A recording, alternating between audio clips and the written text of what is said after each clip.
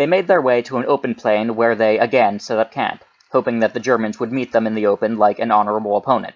They didn't. On day 3, they continued to march north because Varus was still convinced there was a rebellion to the north that needed putting down, and getting the job done was a better idea than going back through the same forest they just escaped from. This required first passing around a big hill and then entering another part of the forest where, again, the Germans were waiting for them. The Romans knew what to expect this time, but they were still turned around and unable to put up an effective fight. Deep in the forest, Varus and his army didn't yet realize they were doing exactly what the Germans wanted them to do. The Romans had to march through a pass between a hill, called Krisa Hill, to the south, and a swampy bog to the north. They wanted to head north, but there was no way Varus was marching his troops through that swamp. His best option was to march west until he got to the end of the swamp, and then go north around it. The Germans knew this because Varus wasn't slick. They also knew that the path the Romans had to take was only about 100 meters wide. What they did was build an earthen wall along the base of the hill and then attack from behind it, using projectiles when the Romans came marching through. As luck would have it for the Germans, it was raining and storming still. Now, one effect of this was the ground being muddy, which certainly helped. But that wasn't all. The weighty Roman equipment, and particularly their shields, became waterlogged and even more heavy. This, compared with the lightly equipped Germans, made their movement slow and clumsy. In addition, the material they used to make bowstrings was prone to going slack in the rain.